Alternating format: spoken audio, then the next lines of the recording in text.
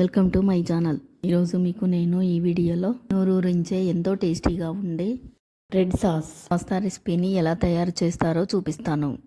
ఈ పాస్తాని చిన్నపిల్లల నుండి పెద్దవాళ్ళ వరకు ఎవరైనా సరే ఇష్టపడి తింటారు. ఇది చాలా టేస్టీగా కూడా ఉంటుంది. దీన్ని బ్రేక్ఫాస్ట్కైనా లేదా స్నాక్స్ లాగైనా తీసుకోవచ్చు. అలాగే డిన్నర్ లైట్గా తినాలనిపిస్తే దీన్ని ట్రై చేయొచ్చు. ఎంత తినాలనిపించే ఈ పాస్తా రెసిపీని ఎలా చేసుకోవాలో చూసేద్దామా. దీనికి ముందుగా స్టవ్ పై పాన్ పెట్టి నీళ్లు పోసి టమాటాలను వేసి ఉడికించాలి.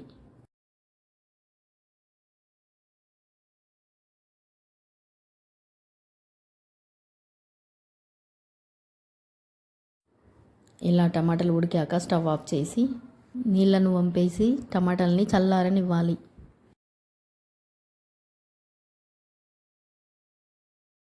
టమాటాలు చల్లారాక వాటి మీది పొట్టును తీసేయాలి.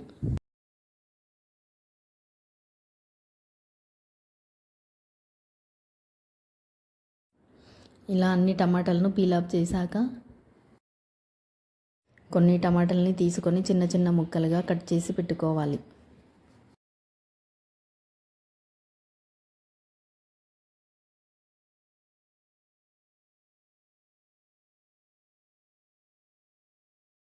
ఇప్పుడు ఒక మిక్సీ జార్ తీసుకొని ఇందులోకి మిగతా టమాటాలను వేసి మెత్తగా స్మూత్ పేస్ట్ లాగా మిక్సీ పట్టుకోవాలి.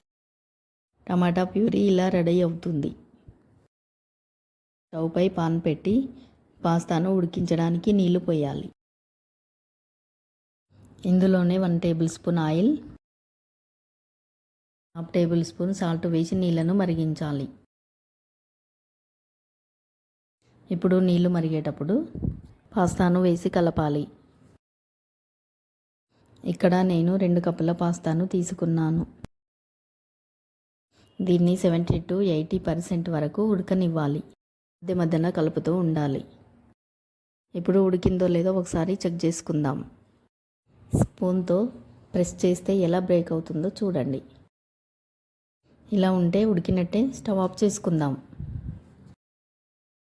ఇప్పుడు ఇందులోని నీళ్ళని వెంటనే వంపేసి పక్కన పెట్టాలి. ఉడికించిన పాస్తాని పక్కన పెట్టి చల్లారనివ్వాలి.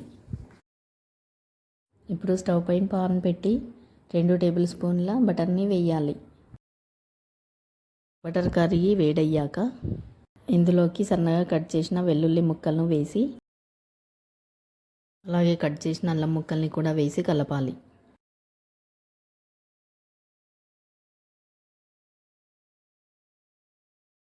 సన్నగా కట్ చేసిన పచ్చిమిర్చి ముక్కల్ని వేయాలి.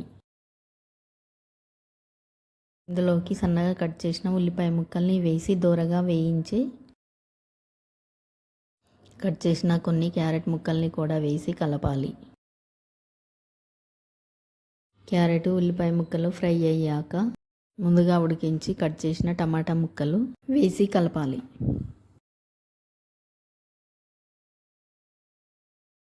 ఇప్పుడు ఇందులోకి మిక్సీ పట్టుకున్న టమాటా ప్యూరీని కూడా వేసి నీరుపై దగ్గర పడే వరకు ఉడికించాలి.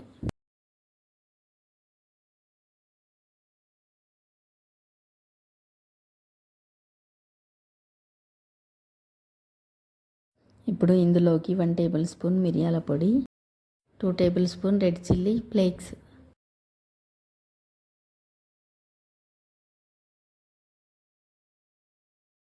2 టేబుల్ స్పూన్ సాల్ట్ కూడా వేసి కలపాలి.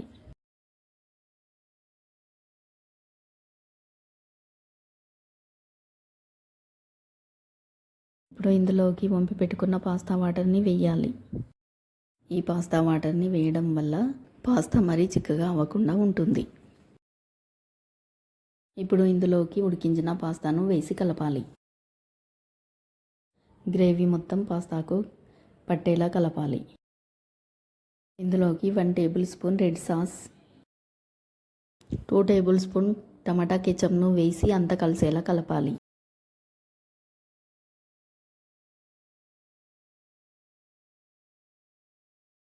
ఇప్పుడు ఇందులోకి 2 టేబుల్ స్పూన్ ఫ్రెష్ క్రీమ్ని వేసి కొద్దిసేపు కలపాలి. కొద్దిగా కొత్తిమీర వేసి కలిపి 2 నిమిషాలు ఉంచాలి. ఎంతో టేస్టీగా ఉండే పాస్తా రెడీ అయినట్టే.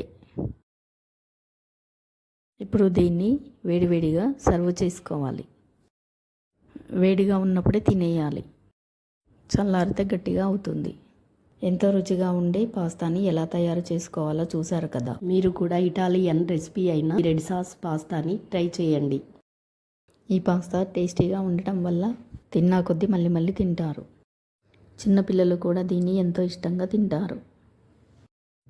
ఈ వీడియో మీకు నచ్చినట్టయితే లైక్ చేయండి, షేర్ చేయండి, సబ్స్క్రైబ్ చేయండి. Thanks for watching.